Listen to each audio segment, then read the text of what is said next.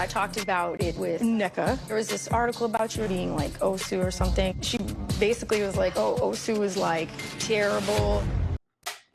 Hey guys, welcome back to my channel. It's your girl, the Brooke Ashley, and today we are here to discuss The Real Housewives of Potomac, Season 8, Episode 2. And before we get into it, I want to start off by saying that I'm disappointed but not surprised that yet again we are in for a very toxic season. I have always said, and you can go back to my earlier videos around Season 5, I have always stated that Ashley Darby is the most diabolical person on this cast. Ashley, that is so disgusting of you to bring this kind of topic up on national TV and to try and pit two Nigerian women against each other. That is just so sick. And Nneka, I feel sorry for you that you fell for the okie doke. For you to allow Ashley Darby to use you like this is a real shame. To all of my Nigerian subscribers, I can only imagine how you feel right now watching this play out. And Wendy told me at BravoCon to buckle up, strap in, because this storyline goes on for quite some time. So we're going to be watching this BS unfold for the next 6 or 7 episodes. And Wendy, you know I love you down, but I have to clock you. And you already know why I have to clock you. Because watching you sit up there and tell Ashley Darby that you love her to death and you really love her as a friend and you want to understand if she's really your friend, I said, girl, what? Excuse me? But y'all, let me not jump ahead. Let's just get right on into it. I want you to grab a snack, get comfortable, because you guys already know that we don't have a minute to spare. Now, we open up this episode with Ashley meeting up with her mom, Sheila, and they're hanging out, picking out some plans for Ashley's upcoming housewarming party. So we find out that Sheila won't be in attendance because unfortunately she has to work. And I said, what a shame. Michael's out the picture and now Sheila has to get back to work because remember, back in the day, I think it was what, Season 4, when Miss Sheila was up there collecting $4,500 a month from Ashley and Michael, and she was up there laying up with some broke man. Remember that? And I said, oh, okay, Michael's out. So he said, nope, you got to get a job because the gravy train is over. So Ashley's going over the guest list. Pretty much everybody's invited except for Candace.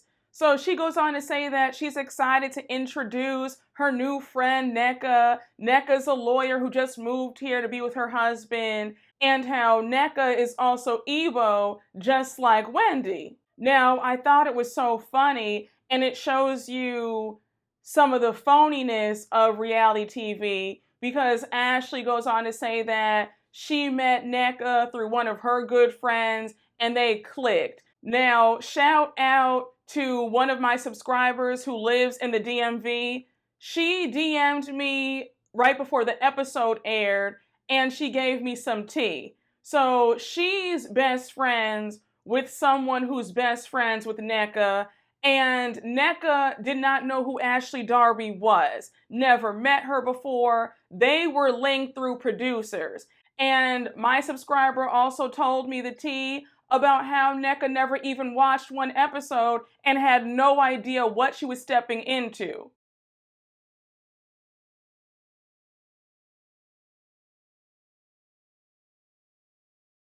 Not to get totally off topic, but this is why I always say, if you're going to be on reality TV, you really need to pray about it and just make sure that you don't make a complete fool of yourself, because it can either go amazing or it can go completely left. There's really no middle ground with reality TV. Either you're going to make millions, folks are going to love you, or you'll be the most hated and you won't even have a long career in reality TV. And it will all have been in vain. So I just feel like Nneka, again, the fact that you didn't do your due diligence on Ashley Darby and you allowed her to set you up like this, a complete fail. And I know that I have a lot of subscribers who live in the DMV. So if you know anything, Feel free to email me, DM me on TikTok, Instagram, hit me on Twitter. I'm right there.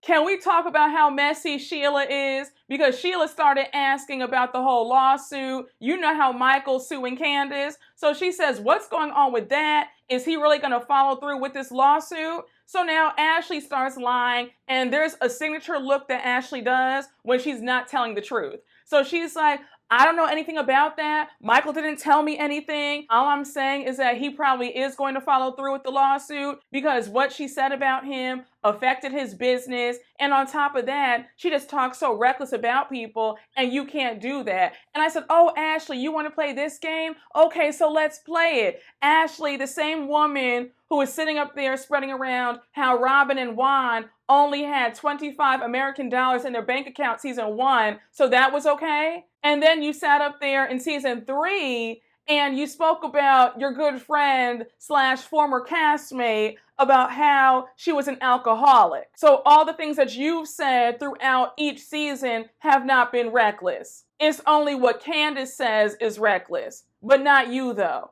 And I will never understand how Ashley has gotten away with her bad behavior and her reckless mouth since season 1, episode 1. And the craziest part is the girls still want to be her friend. I think that's the most insane part about this. And Ashley, you really take us for fools. I don't appreciate that. For you to sit up there and lie and say that you have no idea about this lawsuit, you probably put Michael up to it. We all know that you can't stand Candace. You're jealous of her, low-key competing with her. And yet you want to tell me that you know nothing about this lawsuit? Stop it. And when Sheila started joking around saying, oh, Ashley, just invite her to your housewarming. And you were like, oh my gosh, no, not enough sage in the world. Me and Candace don't speak. We don't have a relationship. And I just said, the reason why you guys don't speak is because of your actions. This is one cast where these ladies do not take responsibility for anything. I have never seen anything like that. They start the mess, somebody claps back, now they want to play victim and hate the person who they offended.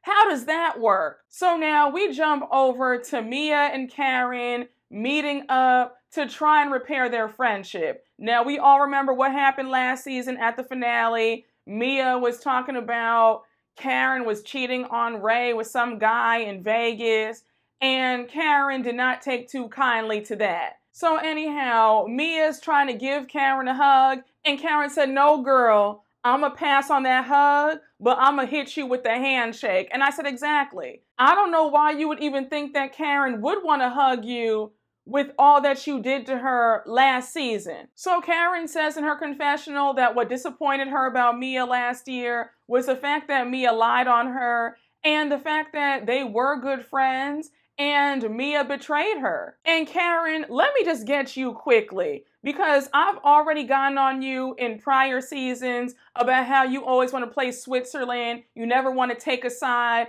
and stand up for what's right until something happens to you. If you notice people's patterns, then you really can't be so surprised when they stab you in the back next. The fact that Mia assaulted Wendy in Miami and you were sitting up there talking about, oh, well, they're both wrong. The fact that Mia was also being nasty to Candace, you didn't think that at some point in time, Mia would try and get you? Again, you really can't be so upset when you realize that people operate in patterns. And Mia's pattern is that she lies and she will do whatever she thinks is best to elevate herself and be with the people that she feels are the most important. So Karen says, look, Mia, I was really appalled by what happened last year. The fact that you played me like that. And now Mia's trying to play dumb. She's like, well, what did I do? What did I say? Karen said, girl, don't even do it. You went back and spread a rumor about me and my husband. Like, why would you do that? And we all know that Karen does not play about Ray or her institution. Then Karen goes on to add that she would never do that to her and Gordon because she does care about their family.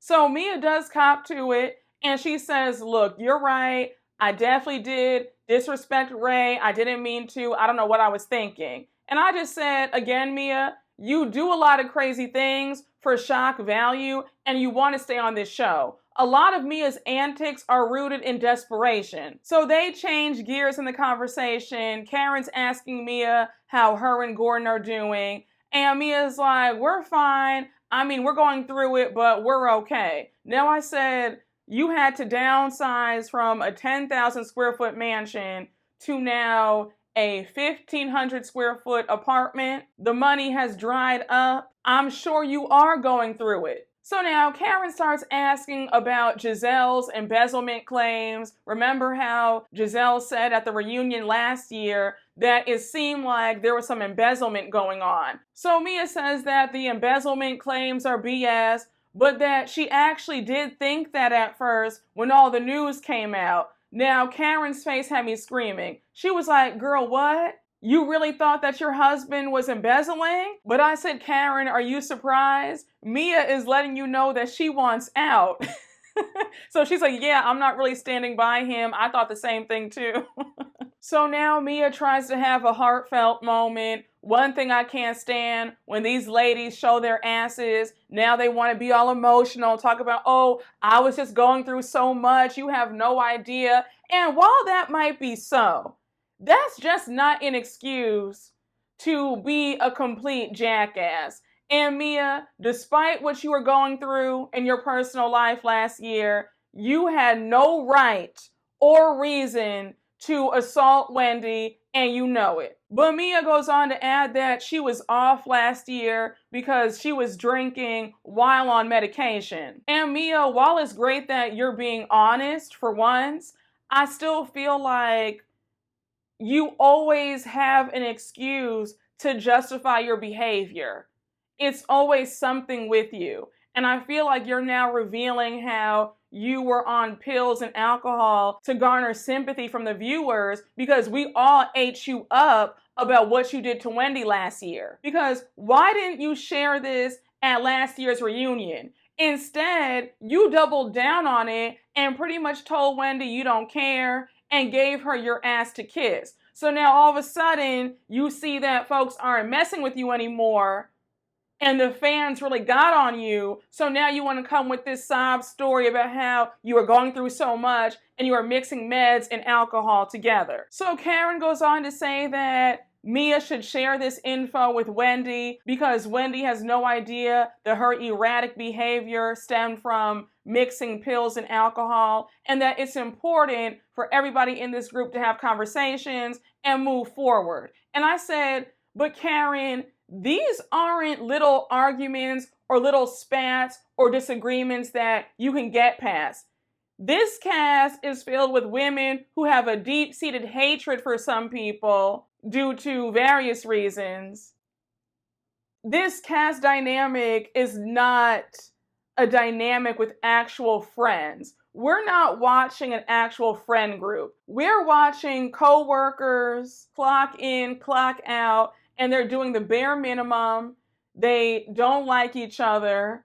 Their whole point is to drag other people's marriages and lives down into the gutter. So when you have that kind of dynamic going on, there really can't be any conversations.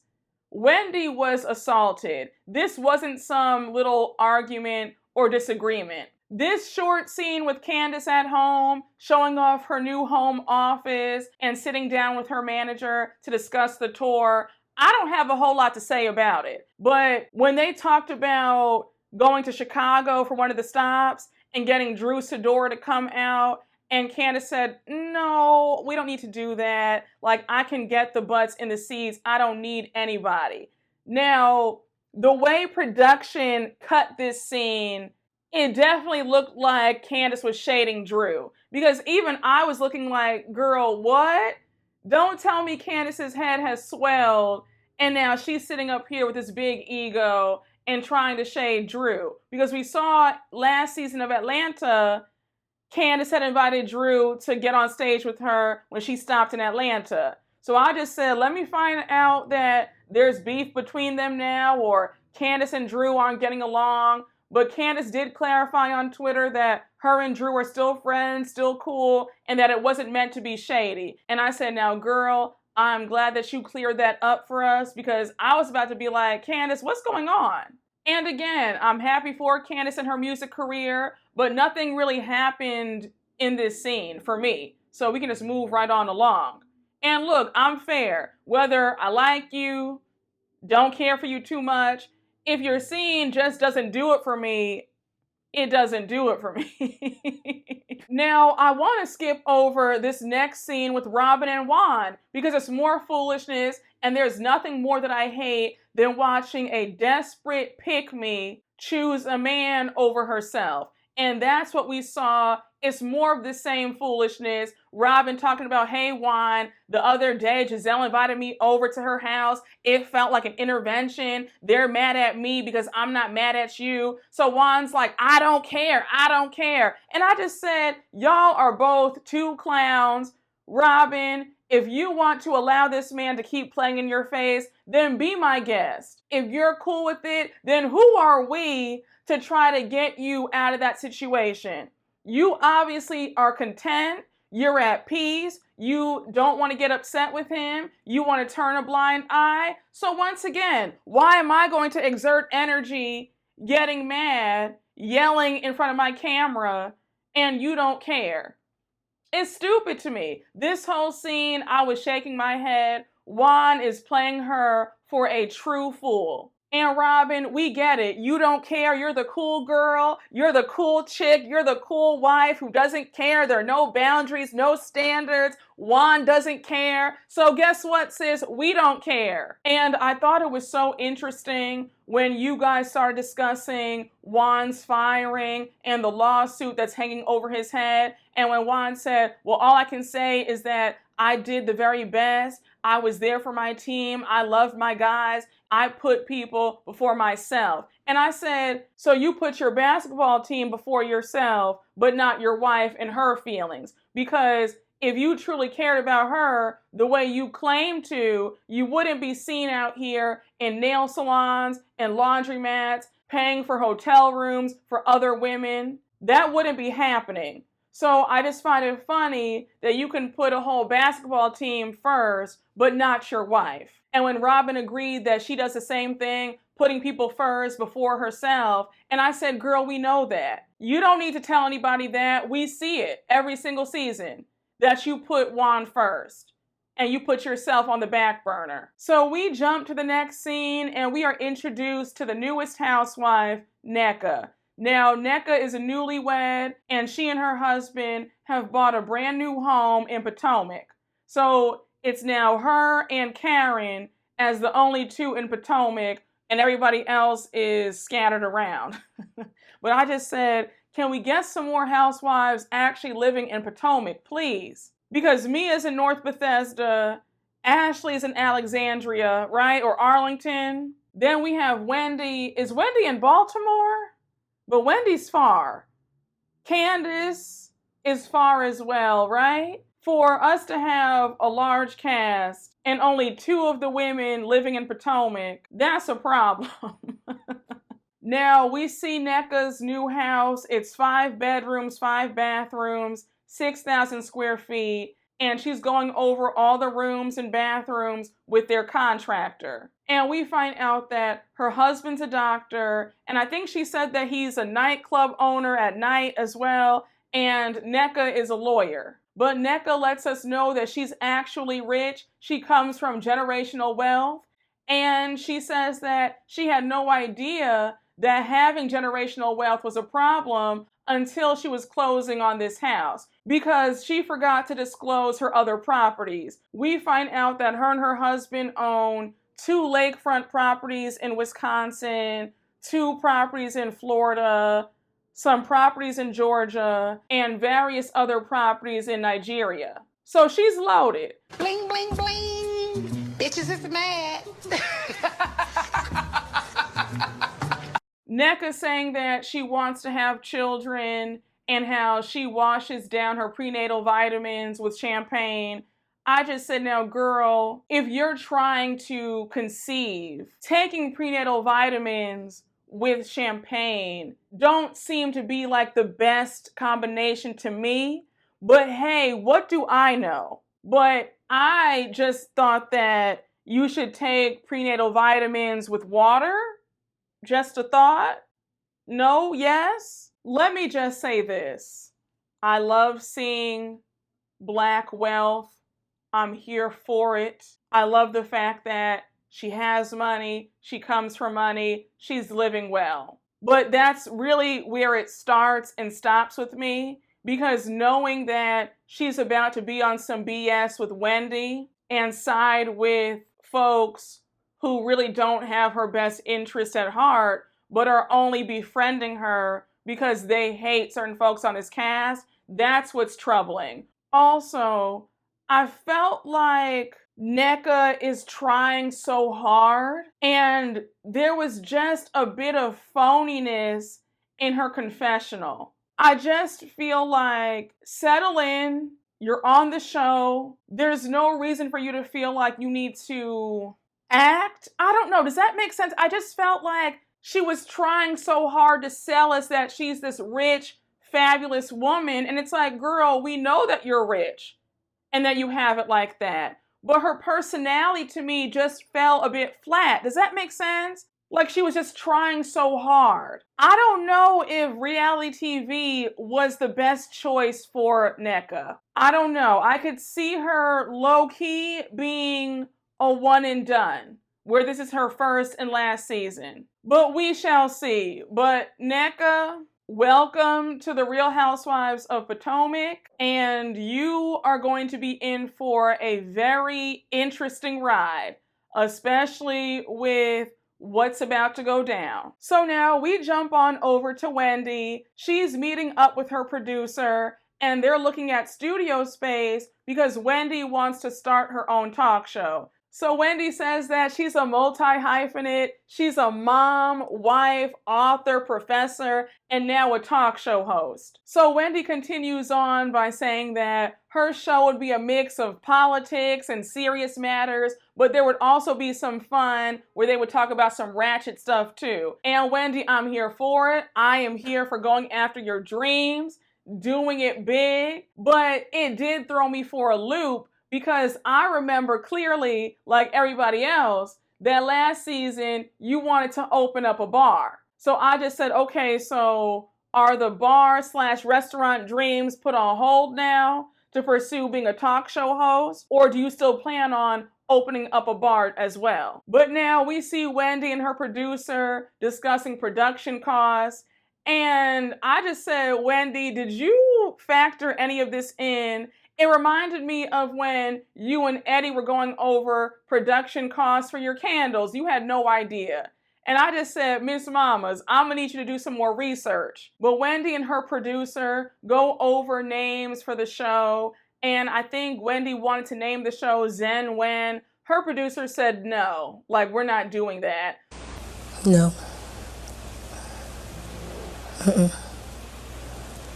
So now she comes up with Wine with Dr. Wendy. And I thought that was cute. I said, yeah, Wendy, keep that. That goes a lot better than Zen When.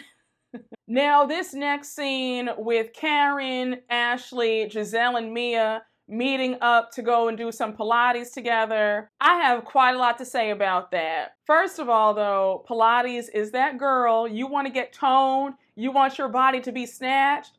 Pilates will do that. Along with some other cardio, Pilates will get you right.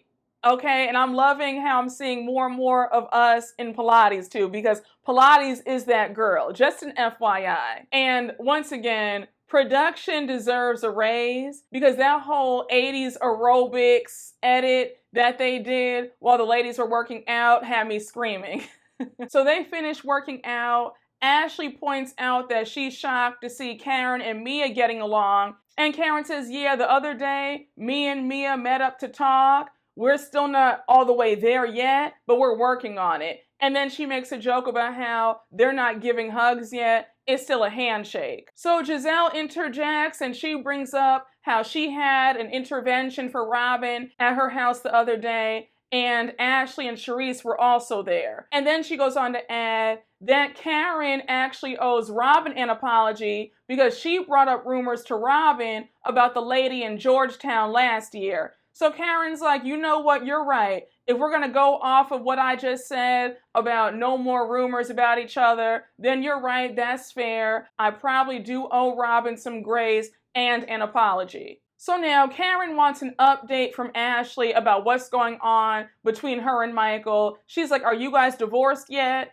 And Ashley says, no, we're not divorced. The way Karen screamed had me in tears. I said, Karen is a fool for that.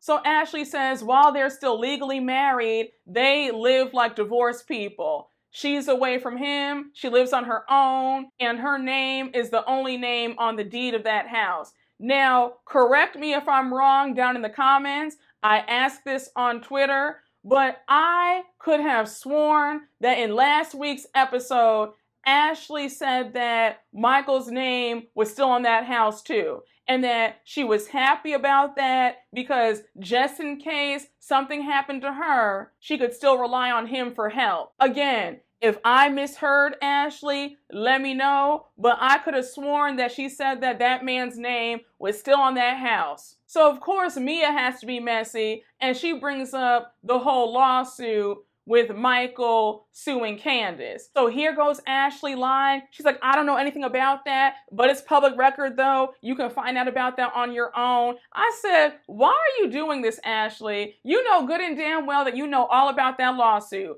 And like I said earlier on, you most likely put Michael up to it because you can't stand Candace. So now Karen starts asking all the ladies how they feel about Candace. Of course, you have Giselle talking about, I don't even know who you're talking about right now. I said, girl, shut up. You're just so hateful. And it's so sad to me because when the first season of Potomac came out, I love Giselle and Robyn. It is so weird how things change. I thought that Giselle and Robyn were so down to earth, and I couldn't stand Karen or Charisse, and I didn't care for Ashley. But it's just so funny how as the seasons went on, Giselle has been so hateful. I don't understand how you're angry at Candace because Candace set you straight because you lied on her husband. There's some really crazy logic. I just don't understand it. You do people wrong and then you get upset when they clear you. How does that work? Giselle wants to be the villain and the victim at the same time. How do you have hate in your heart for somebody who you started with? I'll never understand it. So Ashley says that there's no relationship between her and Candace, and how Candace told her last year after the reunion to never talk to her again. And so Ashley reads the text that Candace sent her about how she's a liar and how she conspired with 2 other individuals, we know who she's talking about, to take her and her husband down. And so Ashley's like, I never did that to her. So of course Ashley reveals that Candace is not invited to her housewarming. And Karen says, well, that's okay because she has a gig in LA anyway. There goes Giselle in the background. Well, whatever, who cares? Like, bye. Girl, shut up. You just can't take the fact that Candace is still on this show, you didn't run her off, and that she's thriving despite what you've done. And I'll never understand how Giselle fans justify Giselle's behavior, because there are quite a few of Giselle's fans who do watch me. Do you not see what we're all seeing? Again, if you like her, that's fine. But we, the people, just want to know,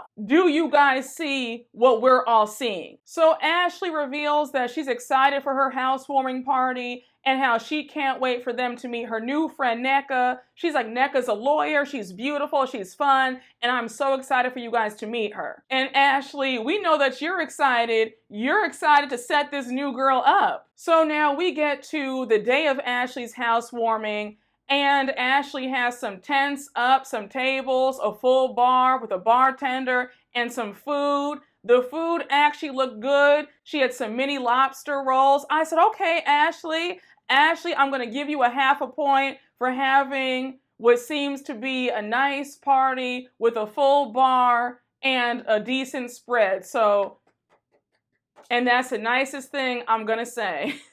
You can't be evil and be a poor hostess. I mean, something has to give. But we see Giselle arrive as the first guest. Her gift to Ashley are 2 packs of Coronas. I said, it's the thought that counts, and we know that Ashley loves a beer, so I guess Giselle did a great job.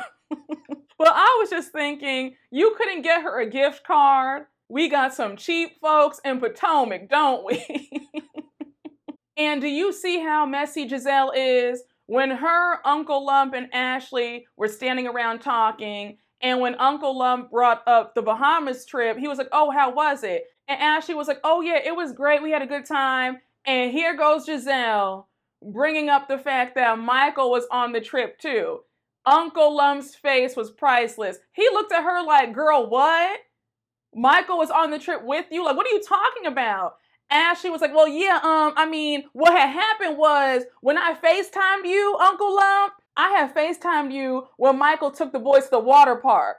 That's why. But yeah, Michael was there too. I just said, Giselle, why would you do that? Why would you say anything? Giselle can't hold water. I just said, You could clearly tell that Ashley was hiding that fact from her uncle because she knows that Uncle Lump would have tore her up had he known. But Ashley's trying to justify it. She says, we went as friends. It was fun. There were no arguments. Uncle Lump said, you know what, girl, if you like it, I love it. Like, I don't have anything else to say. And so Ashley goes on to say that her uncle is a very traditional man and he's only been with the same woman for 30 years. So he's kind of judgmental when it comes to her. And I loved how he said, look, it's your life. Do what you want to do. I'm just going to stay in my lane.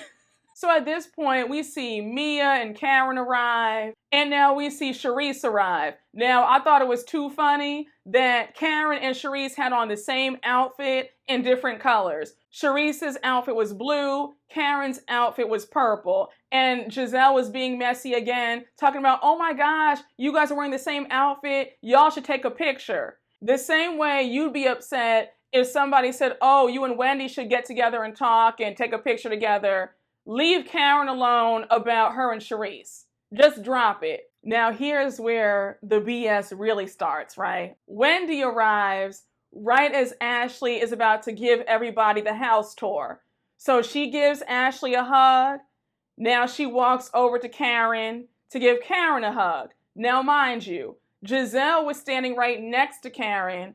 So of course Giselle has to be hateful and she steps away like Wendy was going to go over and hug her too. I just said, girl, Wendy was not going to touch you or do anything to you. So you stepping away all bothered like that, you're the one who looks stupid. And if you claim to be so unbothered by Wendy, then you doing that shows that you actually are bothered by Wendy. And it's really pathetic. But for you to move your whole body away like she was going to touch you, you just look so lame. You should never let somebody see that you're just so bothered by their presence. You should be able to be in the same room with them, not doing all this and face off, frown up. Wendy has you so pressed, and I'm just confused because how can you be angry at Wendy when you started with her? You're the one who brought up the rumors about Eddie cheating and how Eddie had his side baby. And you said to her, did you get your body done because of these rumors about Eddie? And Giselle, I just don't understand the logic. How can you start up with people first, then when they finish the argument, then you want to act like they did something to you? I just don't understand how you can hate somebody that you started trouble with. Again, for all the Giselle fans, would you mind coming down in the comments and sharing with me the logic behind that? Because it doesn't make any sense. If it were the other way around, where Wendy had gone after Giselle first and Giselle clapped back, I would be saying the same thing about Wendy. But that's not the case. Giselle started with Wendy first. Wendy gave her response back. And now here we are. But I'm just not understanding this mindset where people think that they can say and do whatever they want to you. Then when you come back with a response, they want to play victim and act like you hurt them. I just don't get it. I'll never understand it. How Giselle can maneuver her way through life acting like this is beyond me. When Deborah came through those doors, I just shook my head. I just said, Ashley, you can't help yourself. You just live for some confusion and mess. Wendy was like, what the hell is Deborah doing here? I didn't know the entertainment was going to come early. So now we see Robyn arrive. Robyn has a bit of an attitude. She's like, I'm not going to run away from anybody. If anybody has something to say, then just say it. I said, girl, your friends over there are trying to help you out, but you just are too dense to listen. So go on and do what you want to do. I'm not chasing anybody down if they don't want to receive help and some good advice and good counsel. Continue to run after a man who doesn't want you and let us know how that goes. But I'm done. So now we have the guest of the hour arrive. Nneka is there and Ashley introduces her to everybody. So she points out that Wendy and Nneka have a lot in common. They're both Nigerian. They're both Igbo.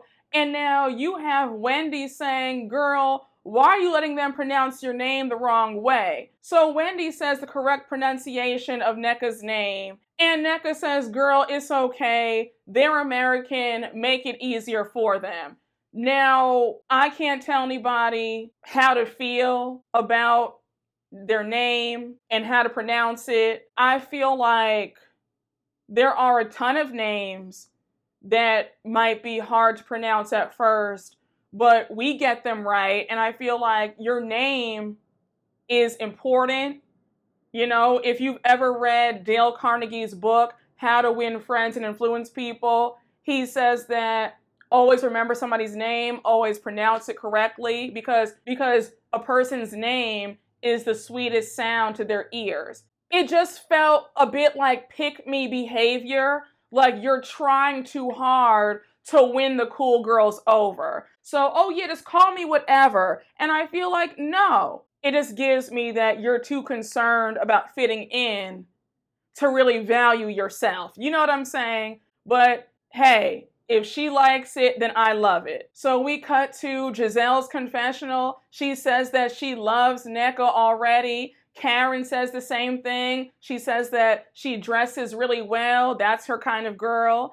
And now we see them all congratulate Nneka on being a newlywed. So as they're talking about that, Ashley interrupts and she's like, hey, Wendy, can we talk for a minute? So they go off into Ashley's living room, and excuse my French, but here's where it officially starts. And I'm trying to contain myself. Anytime Ashley is pulling anybody to the side, is some real BS afoot. And that's saying it nicely. So Wendy says, first things first, I just want to congratulate you. You own your own home, all that you've been through. You've done a great job. And as parents, we all want to provide a loving home for our kids, and you've done that. So Wendy goes on to say that with their interactions last year, Ashley made her feel like she mattered. And then she goes on to add that she just loves Ashley. Now I said, Wendy, what in the entire F are you talking about? You love Ashley now? Ashley makes you feel like you matter? I said, come again?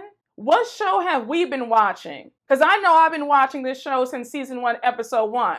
I remember how you came in season 5 and you and Ashley went at it at Monique's lake house. Remember that? She was coming for you being a professor and your degrees and pretty much mocking you. But now you want to talk about she's always made you feel like you mattered and you love her. I said, okay. So Wendy says, again, I love you, Ashley, but I have some questions because your interaction last year with Deborah just made me feel a bit concerned because I want to trust you. I want to feel like Ashley's my girl, but I don't want to feel like if the opportunity presents itself that you're going to stab me in the back. So Ashley says, well, that's fair. I completely get it. But the reason why you might feel that way about me, because we haven't had any time together, just me and you. We don't spend time with each other. We don't hang out with our kids. And I said, that's translation for I only F with you when we're filming this show. But when those cameras go down, I don't give a damn about you. You're not my girl, you're not my friend, and I don't really see it for you outside of when we're filming this show. That's what Ashley was saying. And then when Wendy got her and said, but girl, I invited you and your boys to my daughter's birthday party. And then Ashley was like, oh my gosh, you know what? You're right, Wendy. You're right. That's fair. That's fair. I said again, Wendy, wake up. Ashley does not care about you. Y'all have got to stop trying to chase people who don't see it for you. Ashley has made it abundantly clear that her loyalty lies with Giselle and Robyn. Period. The end. Anybody trying to come in between and trying to be friends with Ashley is sadly mistaken. Ashley and Giselle and Robyn actually hang out all the time when they're done filming.